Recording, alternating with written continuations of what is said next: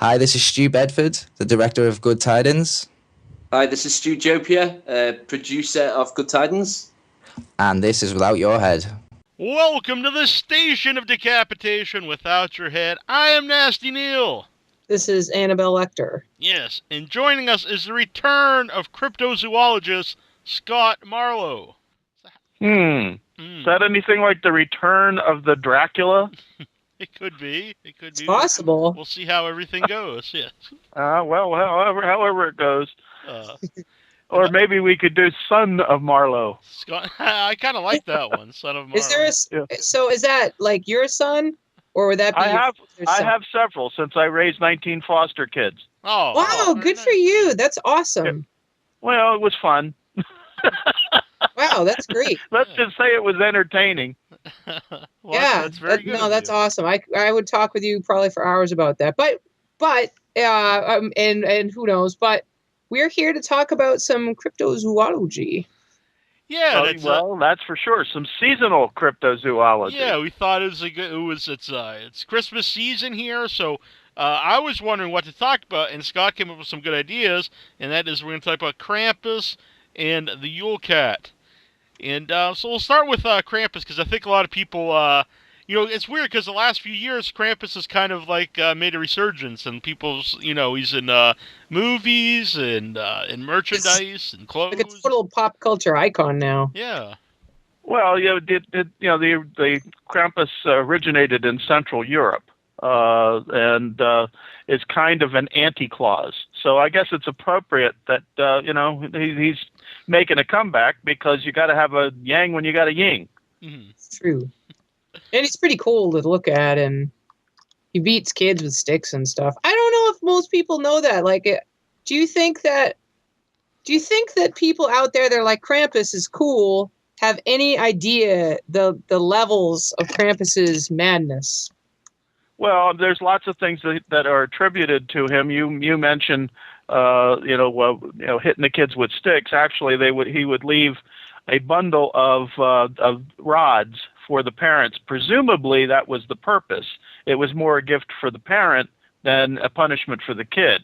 Uh-huh. But we all know that if you're a bad little boy or girl and Santa's not happy, Santa supposedly leaves you a lump of coal. Well, it's not Santa that does that; it's the Krampus that does that. And what would be the significance of the coal? Well, I mean, he's supposed to be a devil or a demon, so what keeps a fire stoked? Mm-hmm. It's really interesting, actually, that you mentioned that this is a demon. Because you've got this saint figure, Saint Nicholas, working with a demon. Because they work together, don't they? Yeah, well, that's what I'm saying. It's a yin and a yang. You've got the positive and the negative.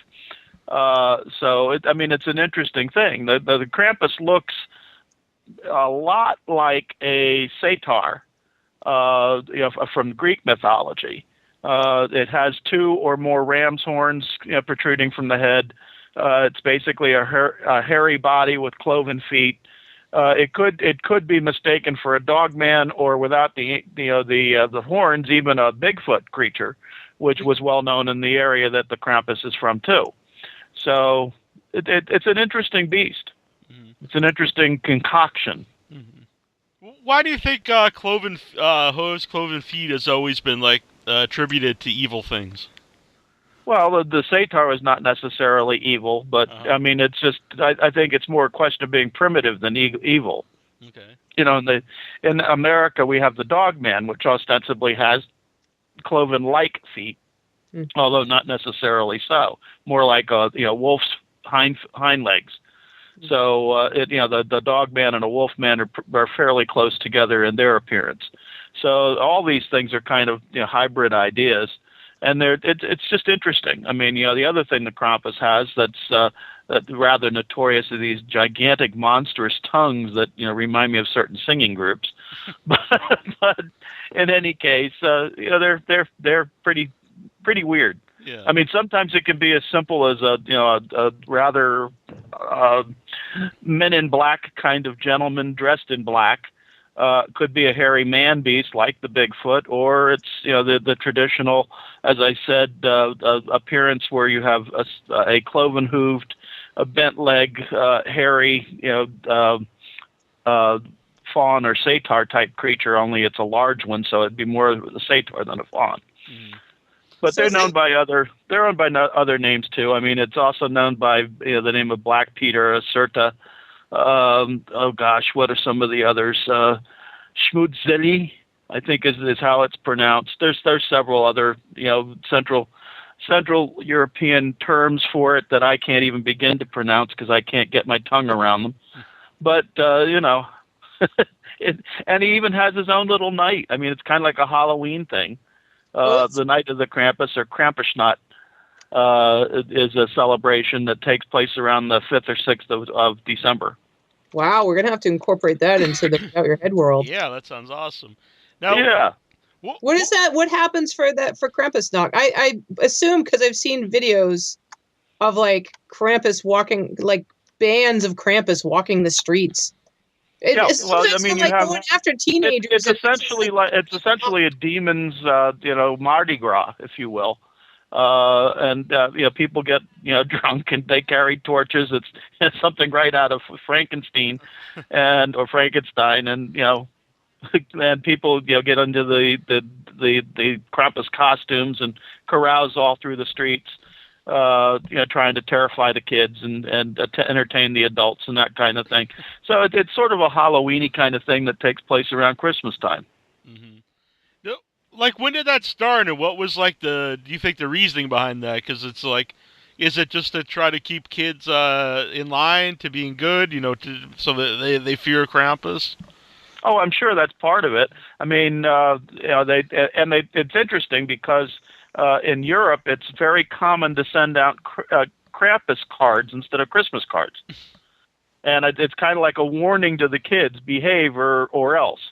So I'm sure it's something parents dreamed up to keep their kids in line. Yeah. I wonder what age you introduce that. Like, is that something you bring in early?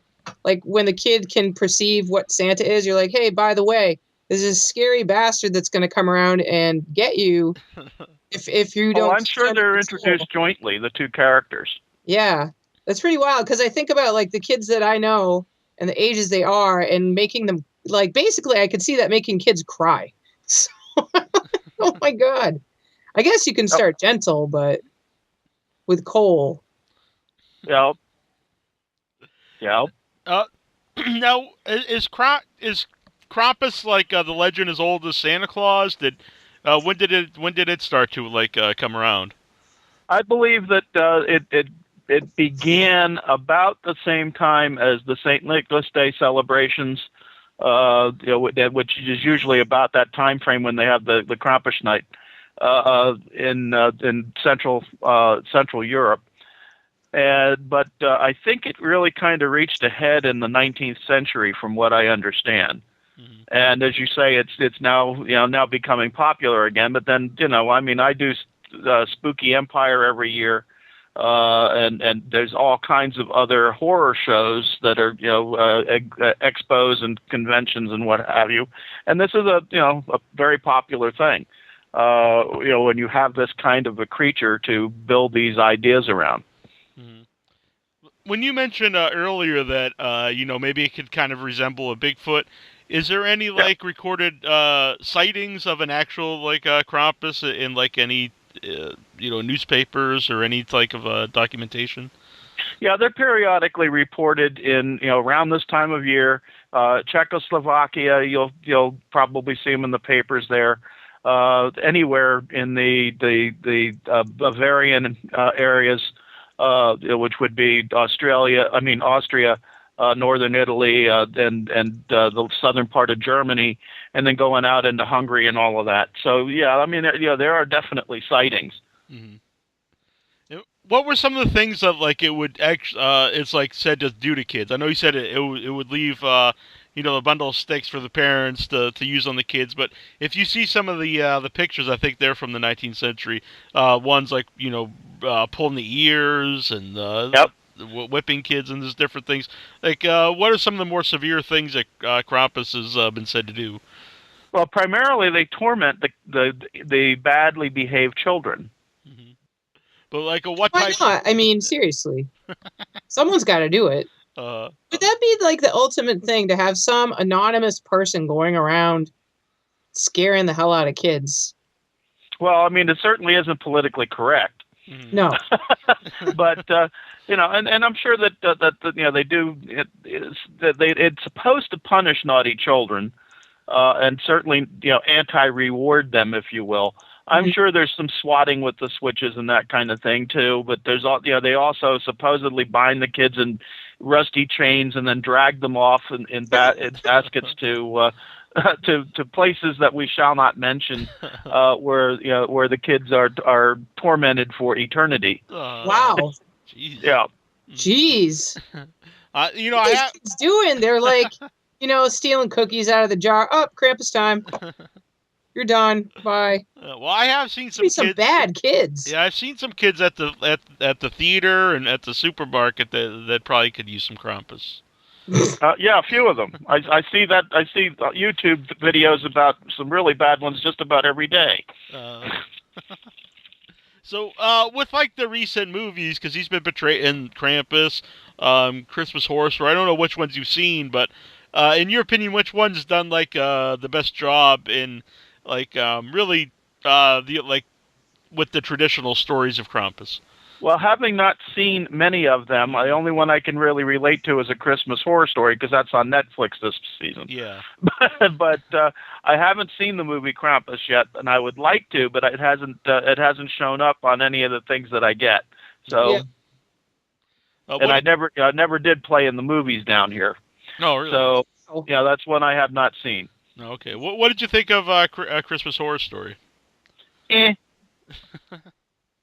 Yeah, he was white in that one. Yeah, sometimes they are whiter or they're very light gray in their coloration. At least some of the costumes are. Oh, okay. Which is cool because that's some of the same colorations that you'd expect to see a Bigfoot, which I kind of find interesting, and I do like some of the parallels. Because when I wrote my book Bigfoot in Art History, the satyr was one of the creatures that I used as a bipedal hairy primate type stand-in for a period of time when the traditional Bigfoot was not depicted much in Europe. Mm-hmm. But there was still a tendency to see that sort of creature. Mm-hmm. How did that? So there were, you would mention that these were the ancient Greek creatures of mythology. And how did that end up transitioning? Yeah. How did that transition? Because, obviously the legs are pretty, there's some huge differences between Bigfoot. Well, the satyr type creatures, were fairly well adopted by the Catholic Church and the Christian faiths, and quickly evolved into a devil-like beast, probably due to the fact that the satyrs were associated with partying and doing various types of mayhem and causing trouble and that sort of thing in their mythology. So they became kind of a natural tormenting creature. That makes sense. If you're going to scare people out of doing sinful things, you're like, hey, you see these guys? Not the way to go. No more parties with Dionysus. This is enough of that. Yeah, exactly. And they were familiars of Dionysus, and so there you go. It sort of makes sense that they would turn it into a Christmas season horror beast of some sort. Yeah. Huh. Because they really needed. Santa Claus is supposed to be really, really good, so they really needed a counterpoint, and the Krampus was invented, if you will, to fill that void. Would that have developed around the time where it would have been kind of like a necessary thing from the point of Christians to kind of like turn people away from old pagan faiths? Well, it probably had some origins in old pagan faiths, and of course the church tended to demonize anything pagan. So yeah, there's probably some tie-ins there. When did Krampus kind of start to fade away before, now when people are talking about it? I think it sort of died out in the late 19th, early 20th century, and now it's making a major resurgence. Mm-hmm. And when you talk about your book on Bigfoot, I always find it really interesting. if there's any type of legends or I don't say monsters, but things that we're not exactly sure are that span all different cultures, especially before internet or that. So if you saw something like people would see similar things in Asia that they talked about in North America way before they could have ever communicated. And well, I mean, the most common currency of all is the Bigfoot creature, because that's known by hundreds of names and on every continent. So all these animals that are big, hairy, bipedal-like things, usually Bigfoot-like, some with, some without horns, some looking more Ursidae than looking, simian or pogonid. It varies, and it's interesting to follow it around the world. Mm-hmm. I mean, some of it is a matter of height. I mean, we've got, in certain parts of the world, we've got little 3-foot Bigfoots, and other places around the world, we got 12-foot Bigfoots. Where are Bigfoots? It's really interesting when you take a look at all of them together, and you see this wide variety of reported animals. Yeah. Where are the 3-foot Bigfoots from? I like that. It's like you can have them like a pet. Yeah, well, I mean, in some places they kind of are. And then they can be impish or demon-y type creatures too, like the LDD from Central America. And another variation of it would be the leprechaun. Oh, that's interesting. Yeah. Huh. Do any other besides like the Europeans was there any similar like Krampus kind of legends in other parts of the world? Well, yeah, in Africa you have the Calanoro. Here, although it's got more of a horse's head, you've got the Jersey Devil. There are all kinds of animals. I mean, in the Midwest we've got the Dogman, or we've got the Linda Godfrey's Wolfman. And I said when you mentioned the Krampus cards, a lot of like the images you see, like I think I even used them in the banners. Those came from from those Krampus cards from the 1800s, I think. Yes. Mm-hmm. Yes, I'm sure they do. I've seen some in museums. I don't remember them all very well, but usually the Krampus is tormenting a child, or rewarding it with coal or something like that in the cards, or he's standing with Saint Nick. Mm-hmm. Or Chris Kringle, however you wish to address him. Yeah, I did want to say the Krampus in A Christmas Horror Story seemed like he was on steroids. He's very well built. Probably. He's got abs and he's really. Yeah. Well, you got to do something to turn the girls on. I mean, they like a bad boy, don't they? Yes. I was actually wondering when you were talking earlier about like are there like a really like Krampus things and not necessarily humanoid creatures that are not as furry, or Bigfoots that are not as furry in different parts of the world? Probably so, but for the most part, the fur is a pretty constant. That doesn't mean that they couldn't get something like mange or some sort of skin disease and have a fur problem. But that would be sad. Yeah, like mange. Yeah. Mangy Krampus? Oh, that would really suck. That probably would suck. Poor guy. He's all itchy. He's extra gross. There'd be nothing to cover up the anatomical correctness either.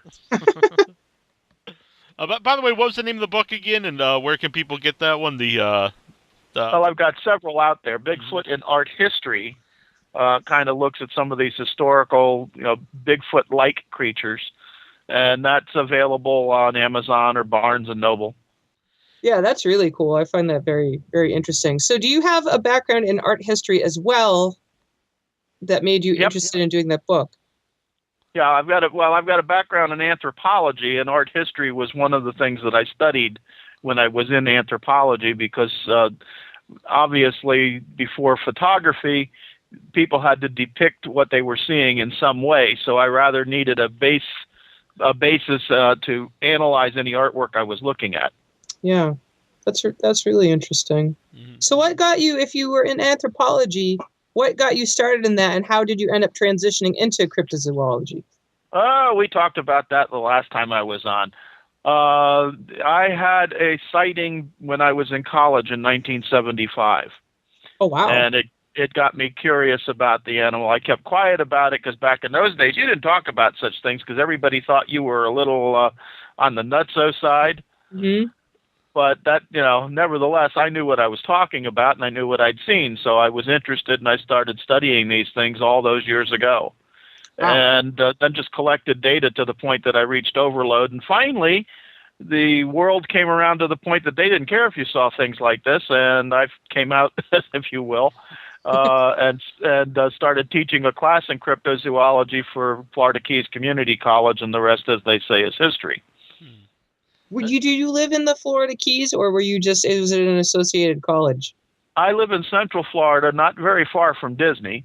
Yeah. And I taught down in the Keys because that was the one college that was very interested in what I had to offer, and it was a state-run institution. So I taught online for them, and I'd go down periodically and do workshops and things like that because I love the Keys. It's a nice place to be. Yeah. I've told Neil that would be a really good place to visit. It's cool. I haven't been like tons of times, but I knew people in Florida, and we took a couple of trips out to Key West, and it's just so different. It's cool. Well, Key West is okay, but I prefer Marathon myself. But nevertheless, anything down there is nice. It's island living. Yeah. And you might as well enjoy it now while you can, because it won't be there a whole lot longer. Fair enough. That's true. Well, despite Trump and all of his, there's no such thing as climate change. Yeah, well, I don't know. New England's pretty talking rough. about a Krampus. Anyway.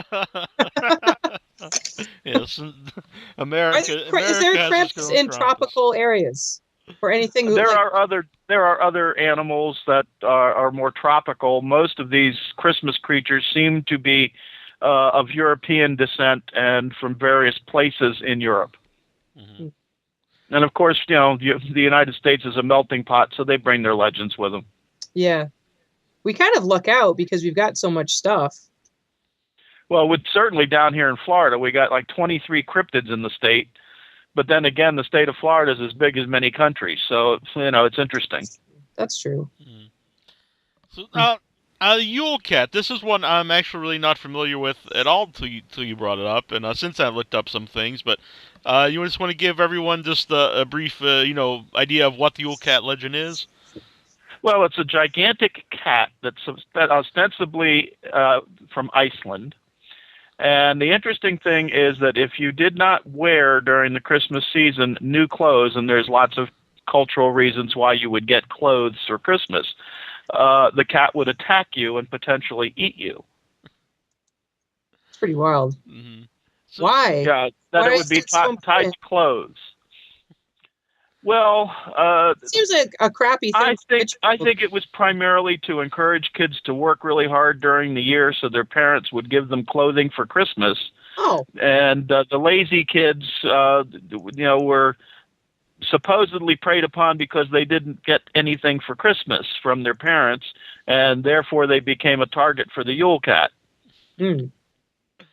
That's it. Because I think. Maybe if you're in that culture, you would think, well, if you're lazy or whatever, you're not getting stuff. But I think, some people looking in, like myself, would be like, well, if you're poor, you're going to get eaten by this evil cat because, because maybe your parents couldn't afford to buy you something.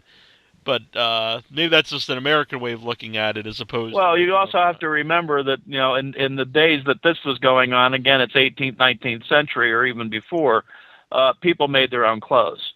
Right. That's true. True. Mm-hmm. So it's not quite the same as running down to the mall. Yeah, a parent probably wouldn't want to put effort into clothes for a kid that didn't appreciate it. And I bet the kids that did work, they needed their clothes repaired and such. So that makes sense that if they have to put all the work into taking care of a kid's clothes because that kid actually works, then they would want to do things to make sure that kid wasn't, in total rags. Yeah. Yeah. Nope. When I was looking this up, I actually found that Bjork did a song about the Yule Cat. Pop artist Bjork a few years ago. Oh, really? Yeah. No kidding. Yeah. Well, sing it for us. It's not in English, so it would be hard for me to sing. Oh, okay. I can relate to that because I have trouble speaking Icelandic. So go ahead.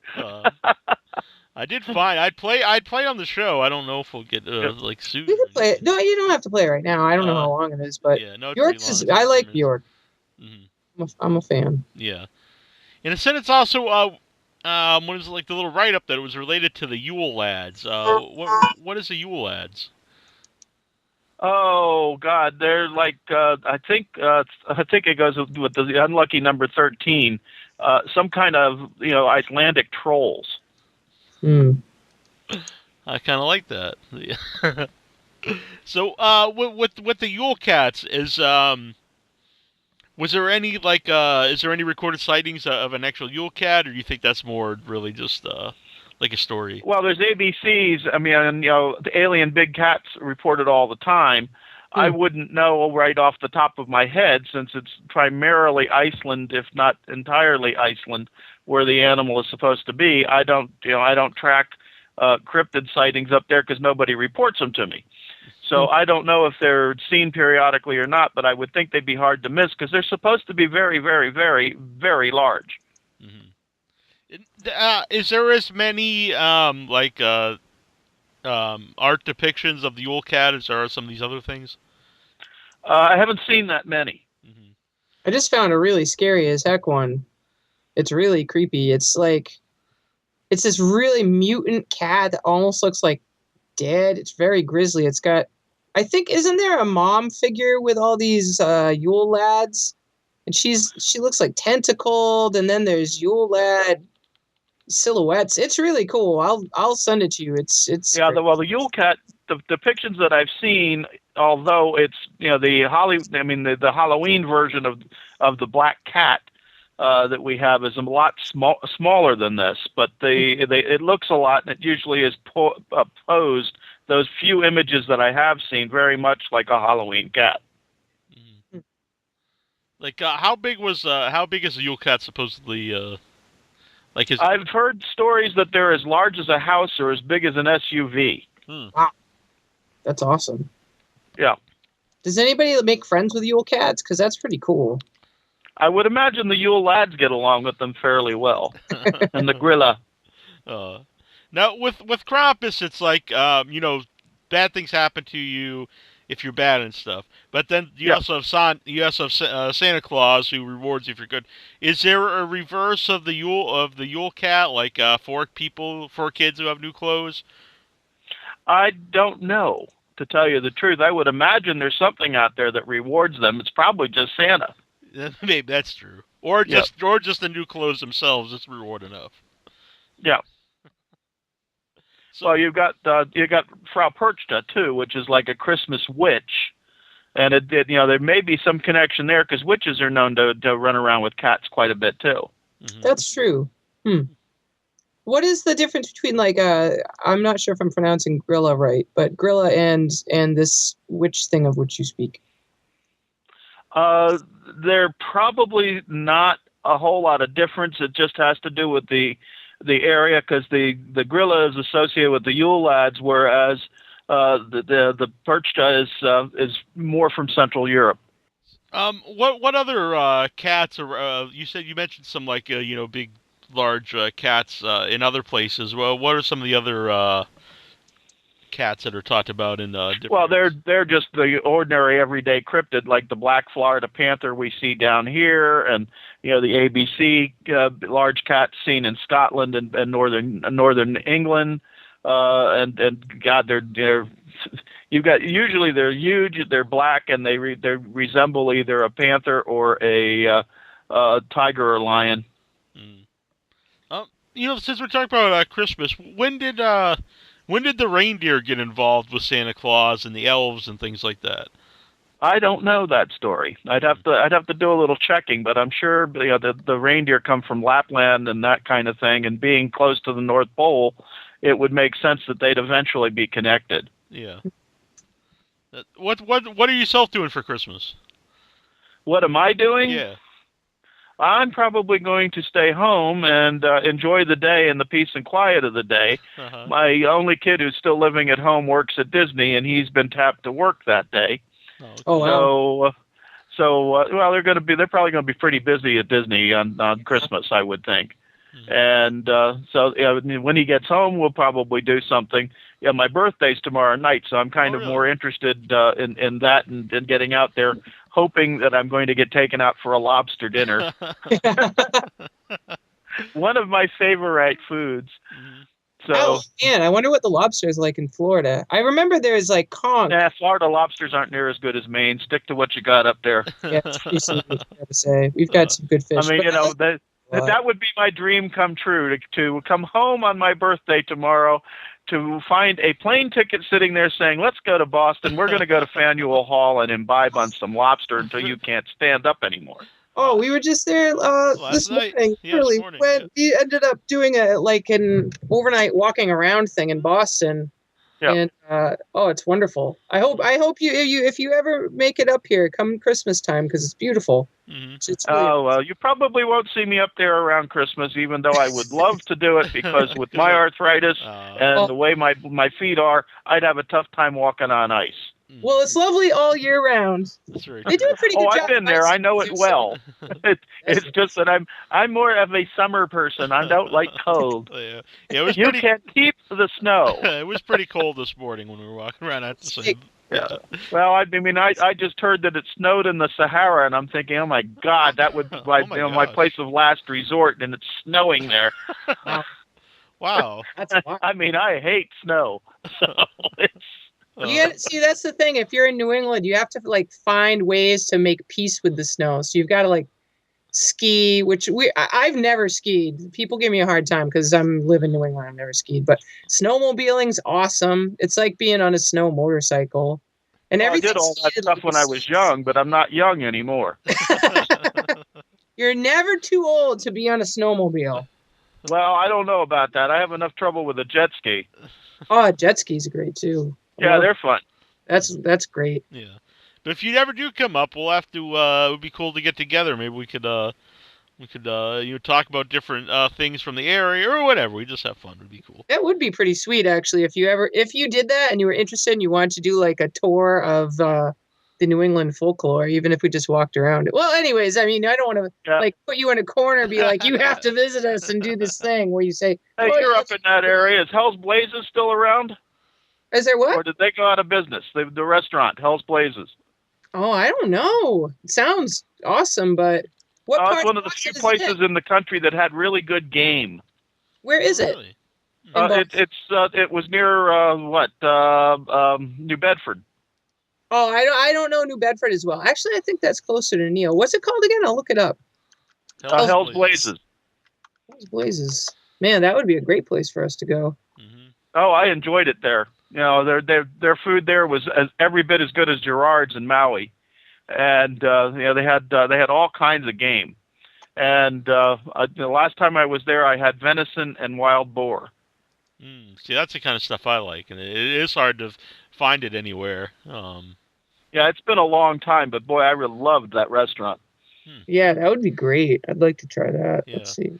I have to mention, because my uncle's birthday is the day after Christmas, and he always talks about when he was growing up, basically people would give him a present and say, "This is for Christmas." Oh yeah, that's the Christmas curse when you get born anywhere near Christmas. Instead of 2 presents a year, you get 1, and it's usually crappy. Yeah, the Krampus paid us a visit. Oh man, that's great. So Krampus is he's really cool, and I really like this Yule Cat too. It's neat to find one. There's just so many things out there that that I don't know anything about. Even the Krampus I didn't really know anything about until the last few years when it started to come around. Yep. Well, it's interesting that, I mean, we've got seasonal monsters, of course, and people don't realize that. And, I mean, that's some of the fun of cryptozoology when you start looking into these legends and things, because it's all cultural. So, you get into cultural anthropology and the reason behind some of these things, and, it becomes fascinating, even if the creatures themselves may not be real. Yeah. It's interesting that the legends are there, and understanding the reasons for the legends becomes interesting. Yeah. Along those lines, do you ever feel that some people think, all cryptozoologists, just believe everything that's out there, as opposed to what you said, some things you do think are real, some things are just legends, and then a lot of things that are legends are based, in some type of real things. Well, you've said it. I mean, all legend has a basis in fact, and that in and of itself is interesting. Where I have a good laugh usually is listening to the skeptics who immediately say, "Well, since these animals don't exist, there can't possibly be an expert in any of them." Well, yeah, well, we wouldn't necessarily be an expert in the creature itself per se, but you can still be an expert in terms of the study of these creatures, because the basic laws of biology and physics and other things that come into play, chemistry, yada, yada, yada, all are valid and always work. So, if it's an animal and it's alive, it has DNA. So if you know something about DNA, okay. That in that area of studying an animal, you're an expert. So medically, you may not necessarily know a particular disease, but you know the description of the disease. You can diagnose the disease because there's a book out there giving you that information, yada, yada, yada. So, the skeptics drive me nuts because they're such naysayers. Yeah. Everything is viewed in the negative. Or if it was something that really is just a legend, you would still be an expert in the history of that. And, there's more than just the actual... Sure. You've at least got a basis to understand an animal if indeed the animal eventually shows up. What about a ghost shark? We just had a big thing in the news about that. What? Yeah. Really? People haven't seen the thing that often, but they finally got it on film. Now they know for sure that it's there. It's a real animal, yada, yada, yada. Oh, weird. Yeah, I looked it up. So a ghost shark isn't actually like a ghost, but it's this weird, real weird, messed up, ugly ass. It's a very odd-looking shark. Really is. That's got to be really low down in the ocean. Which then goes to what I've said many times. Granted, it's not a cryptozoologist that always finds the animal, but about 300 newly defined species come up every year, and until they are actually defined and recognized by science, they are a cryptid. Yeah. So whether a person hangs a shingle out on his front door and says, "I'm a cryptozoologist," or not, the bottom line is cryptozoology is used to discover the animal. That's really wild. This thing looks like Frankenstein. Its face is... you should see some of the weird things that come out of the ocean. You'd be surprised. This is one of the weirder ones. Yeah. It's very strange. I don't even know there's like a little tongue sticking out of its mouth. That's a weird, weird animal. My goodness. For sure. Huh. Oh, yeah, it makes me think of those old nautical maps with all the strange creatures all over it. Well, some of them are easily explained and some of them aren't. Yeah. It's pretty wild. We didn't know that the giant squid existed until the Japanese photographed it a few years back. Yeah. So, there's the basis for your giant squid stories, and what's the one from Norway that everybody goes into, the Kraken. Oh, the Kraken. Yes. There's a possible source for those legends, and I'm sure that that manatees were mistaken for mermaids and things like that. But then again, you never know. Yeah, you've seen manatees being in Florida. Do you really think you'd kind of confuse that for a beautiful woman? No, but then again... It depends how much rum you've had, I guess. They're cute. And they don't sing, so I would find it difficult to equate them with Circe and animals of the Odyssey legend. What could they be? There's some convincing stuff out there that indicates that mermaids may be real, or mer people. See, there's reasons I don't like going near the ocean. Because there's so much stuff in there, you have no idea what's going on. Oh, the ocean's not that bad. It's the only thing. What scares me in the ocean is the stuff I can't see. Yeah, but what if these things like come up? What if they So come what? up to you? What? I don't want to get eaten by a ghost shark. It doesn't even look like it's got a mouth that opens, though. It's so weird. Well, then don't worry about it. I mean, if it can't take a chunk out of you, what's to worry about? It really doesn't. And even if it does, I wouldn't worry about it. If it bit me and it got a taste, it would spit me back out and say, that sucks. Well, yeah, but what if a ghost shark likes human meat? Well, then it likes human meat. I always think, I've thought since I was a kid about monsters and stuff like that. And like, no way. And then this thought always comes to mind. Well, Like, Roy Schneider, I think we're going to need a bigger boat. Yeah, I love this ghost shirt. So, what's for people listening? What's a good way to find you online and follow and see what what's going on with you? Well, I'm on Facebook. I'm on Twitter, and of course, there's the website for Pangea Institute, www.pangeainstitute.us, and you can get in touch with me any of those ways. Mm-hmm. Do you still teach? I do when I can. Sometimes they want me to, and so they can put enough butts in seats to get a class going, and sometimes they can't. So they just let me know when I got enough students, and I say, okay. Mm-hmm. And we're translating all of my online courses now to an outfit down in Australia that contacted me and wants me to teach online permanently for them. Oh, really? So it's yescourse.com. 2 of the courses are ready to go, and all people have to do is sign up for them. For people who don't know, what is the Pangea Institute? We're an educational service organization, nonprofit, and we put together programs. Sometimes it's field trips, sometimes it's various types of expeditions and excursions, day trips, and that kind of thing. And we've also, do videos and stuff that we have on our own YouTube channel. That our material goes up on. So we've got lots of stuff there. Oh, my Yule Cat's back on the desk. Hello, kitty cat. What is the name of your Yule Cat, by the way? That's Malachi. Malachi, excellent. Nice. Mm-hmm. Yeah, Malachi's got his own Facebook page and then our group, and then my other cat, Zacharias, he has his own too. Nice. Those are some classic biblical names there.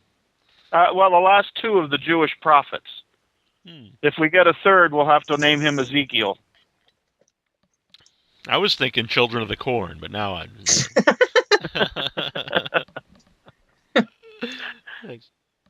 So, Pangea Institute, I'm on the website now. Very cool. What are some of the books you have out available?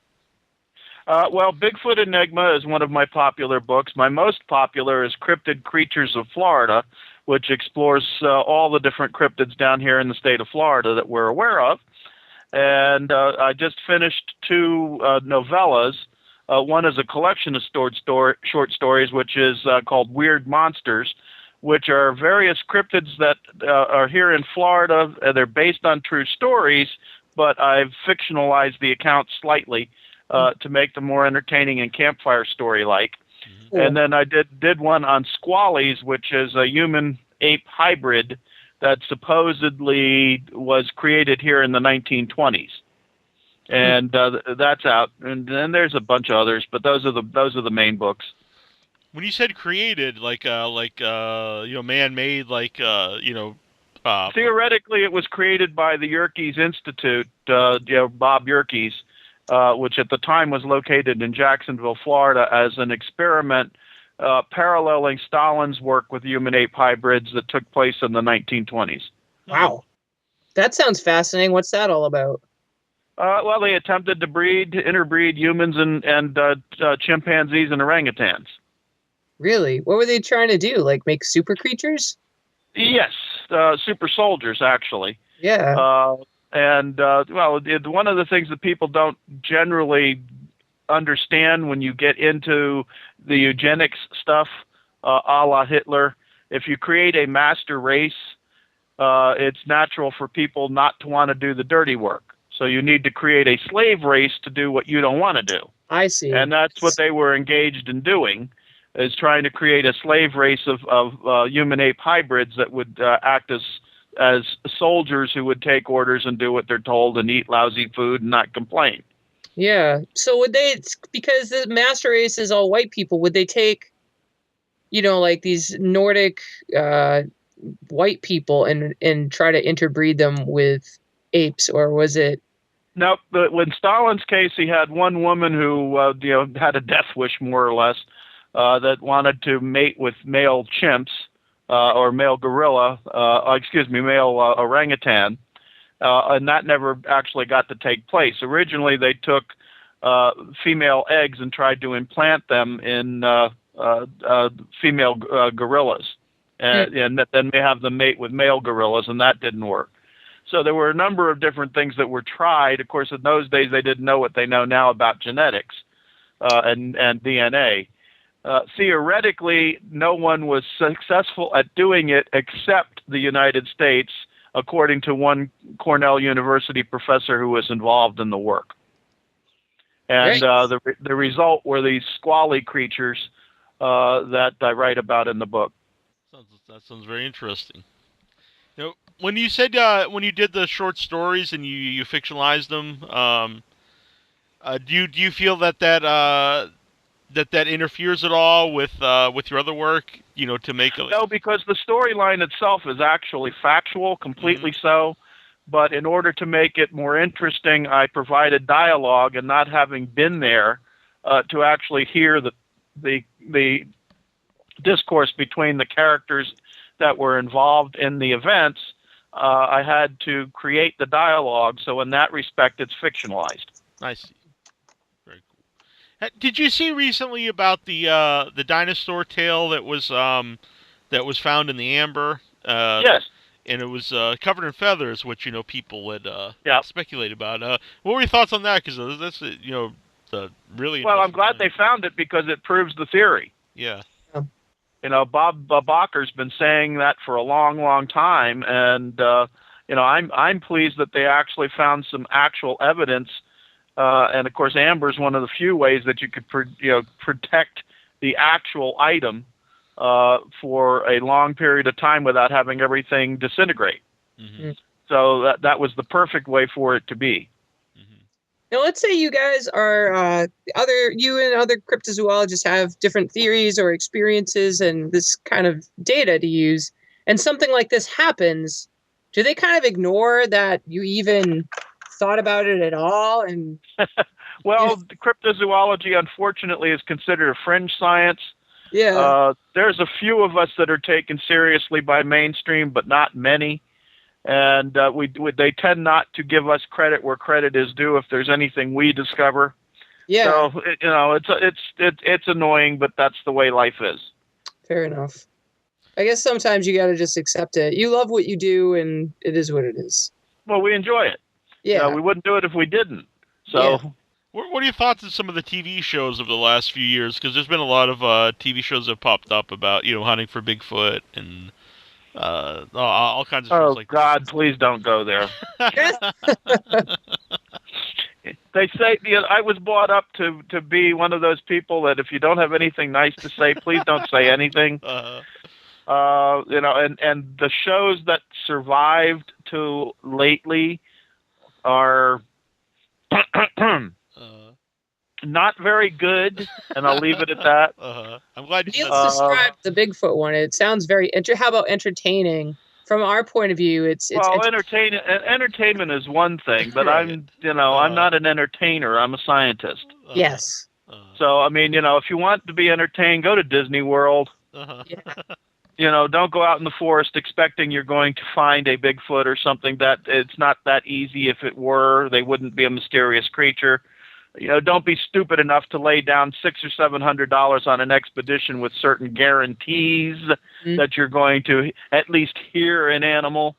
I mean, you've got to be a pretty big chump to fall for that kind of nonsense, especially given the charlatans and con men and fraudsters that are out there perpetrating those things. Yeah. So, it's you got to understand science is not an on-demand thing. And I would have thought that anybody at this point that had watched a movie like Jurassic Park would know that.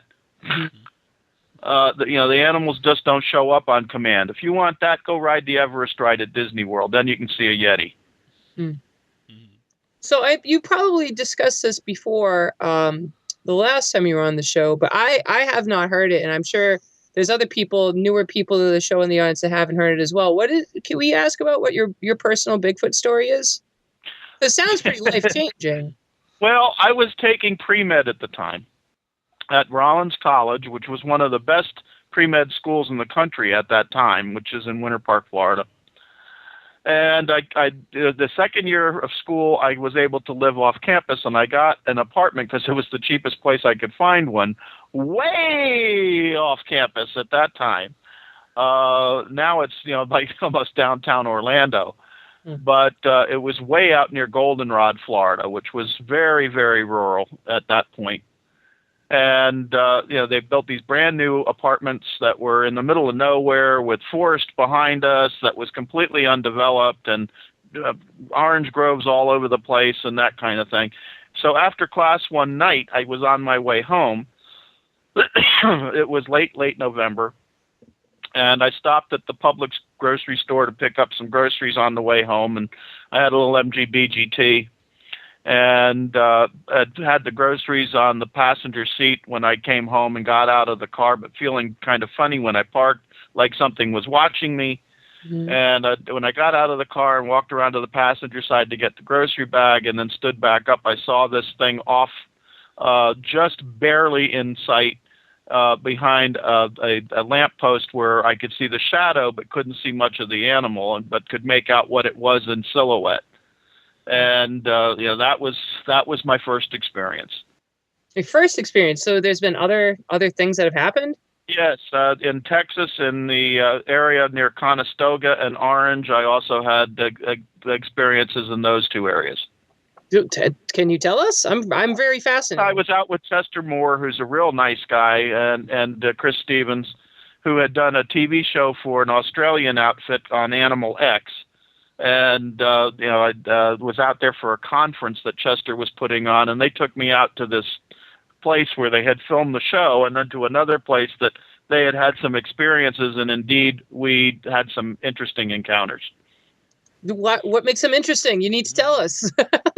Well, one was finding one that hid constantly and barely showed itself, but left tracks and various other types of indications that it was there, and seeing faces in the foliage and that kind of thing, which I could have dismissed, except that we had other things happen, and unfortunately, before we could go much further, we wound up in the middle of a major downpour and had to leave.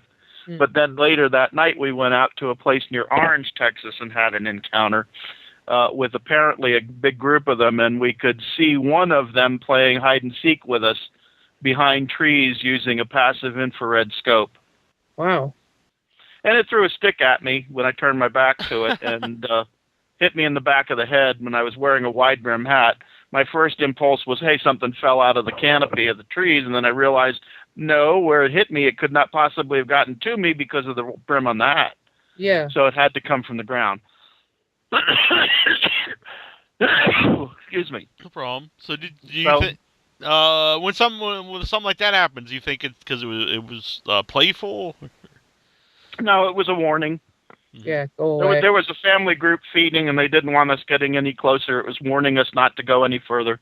Have you ever gone back to that area to look for anything? I haven't been back to those two areas since this occurred. No. But I have been in other areas and had some interesting things happen. Well, what would be the most recent? The area up, unfortunately, that had just caught fire near Gatlinburg. Well, what happened there? That's sad. Well, driving through that area at night, I saw one off the side of the road, coming through the Great Smokies. Well, what size were the ones you saw? About 8 foot tall. Yikes! Wow, that's pretty distinguishable. Yeah. There's really no people that are 8 feet tall. Well, there are, but they're pretty rare, and it's very unlikely that you'd see anything that size. I mean, a lot of times people see the glowing eyes and stuff, and they can't make anything else out, and the eyes are almost certainly an owl or something like this. But in the cases, in the cases where I've seen them, it's not anything like that. You're seeing a full animal, even in silhouette. On Halloween, I actually saw eyes looking at us. And we were using the Ouija board, and behind me, a raccoon just came out and climbed to the tree and set up the tree. And then directly behind Annabelle on the other tree, I could definitely see eyes looking, and I was actually kind of startled by it. I'm gonna say that wasn't a Bigfoot though. No, it was just eyes in the tree. Oh, but no, yeah, I actually thought of that myself earlier in the conversation. So that's interesting that you thought of it as well. Mm-hmm. I mean, people see these things all over the place. You don't necessarily need to be way out in the middle of nowhere. Mm-hmm. It's interesting that they manage to hide so well. I just had a friend report one near Bucks Lake outside of St. Augustine, Florida. Mm. Actually, it's closer to Mims. And, along a deserted piece of road, which is, intriguing. I mean, not to send a zillion people out there doing the stupid crap that some of these television people do, like go out with blowhorns, broadcasting bull elephant calls, thinking that's going to attract a Bigfoot. Some of the nonsense. I mean, you mention these things in any particular location, and all of a sudden it becomes Bigfoot Central, and every joker with a trap cam is out there trying to find something. Yeah. But whatever. There's just so many people out there now doing unsophisticated, unscientific work, and while they may happen to get lucky and snap a photo that everybody's going to refute, they're not really doing any service to anything or anybody. Mm-hmm. If someone was going to actually try to seek out Bigfoot creatures or other creatures, what is a route for them to go that would give them some kind of legitimate result? Well, you've almost got to do the Dion Fawzy, Jane Goodall thing. You got to get out there and live with the animals until they get to the point that they accept you. Mm-hmm. Then they'll show themselves. The weekend warrior stuff is never going to work. Is that what you ended up doing to be able to see the things you've seen, or I just got lucky? Yeah. It's one of those things. I mean, I'm constantly telling my kids, if you want to see these animals, you got to go where they are. If you want to catch a shark, you don't fish in your bathtub. Yeah. So it's the same kind of thing. What have your kids thought about all of this? But some of them thought I were nuts until they had some experiences of their own, and the others of my kids have accepted it from the get-go. Along those lines, actually, Annabelle and I were talking about this yesterday. Was that for me, animals, they never really seem afraid of me. I've had family members and neighbors that any of my pets always hated, and it's always led to that they can sense people. Oh yeah, absolutely. Mm-hmm. And do you think that's part of the reason where someone may have had more experiences with something, is because they could sense that this person wasn't, harmful to them? I think that might be part of it. I think it's also, some people they're like paranormal activity magnets. Mm. And it may simply be that they have a better outlook and are not so likely to dismiss them. I mean, people can look right straight at something and not see it. Mm-hmm. Yeah. Because they're not looking for it. They're not open to it. So this is a lot of what goes on too. People just don't see it because they're not trying to. Yeah. And then of course, if you try too hard, you got a problem too, because then you're inducing a delusion. Mm-hmm. Then you see it in everything. Yeah. So I mean, it's just you've got to have the proper skeptical kind of mind and the proper open kind of mind all at the same time in order for these things to happen. I mean, the best story I can tell you is my son Robert. That's the kid that still lives with me. Never believed me about black Florida panthers. Now we were camping at Oscar Scherer State Park once, and a black panther walked across the front of the entrance on our way out one morning, and he was still asleep in the loft up above me in the driver's thing in our old RV. And I knocked on the ceiling, said, "Look outside, quick!" And by the time he pulled the drape aside, the animal was gone. So, I keep hearing, there's no such thing, this is nonsense, for weeks. Finally, I put him to work at an animal rescue facility that specialized in large cats up in Panama City, and he spent 6 months up there working with large cats. Mm-hmm. So he gained some experience, and we went out with Ken Gerhard, who's a friend of mine, is also a cryptozoologist, and Lee Hales, who had done an episode of Monster Quest with me on piranhas. And we're looking for the Carabel cat, which had gotten some notoriety. It's a black feline cat that was filmed, although the film probably was a house cat. There have been other sightings where the animal was just too darn large to have been a house cat, reported in the same area. So we went out, and Mother Nature didn't really cooperate with us that week, and it was pretty rainy. But on the way home, Robert's driving the RV behind me while I'm driving my car, and not 25 miles from home, near in the Green Swamp, near Colt Creek State Park, I'm driving down the highway, and all of a sudden this large, enormous Florida black panther jumps right out in front of my car and almost gets clipped. Mm. And I get on the cell phone after coming to a grinding halt and almost having Robert crash into the ass end of my car with the RV. And I'd say, Robert, did you see what I just saw this time? And he said, you mean the large black Florida panther that just ran in front of the car and almost got clipped? Yeah, I saw it. Huh. So, that's, to me, that's poetic justice. And but it also opened his mind to the point that some of these things that I work with and I report actually do exist. And then, of course, the add-on to that story that was fun is I told one of the local rangers that I was very friendly with there at the park about the experience, and he pulls me aside, with Robert in earshot, and says, well, confidentially, Scott, we've had 6 sightings here in the park, and 3 of the sightings were by my own rangers. Wow. So, we know certain things exist. Science doesn't believe it, but they do. Christmas is right around the corner, and it's always, we have to have you back, again, sooner than 10 years. Yeah, well, let's not wait 3 years the next time. Yeah, exactly. I would like to have, I think it would be great to have you, on semi-regular guests to talk about different things.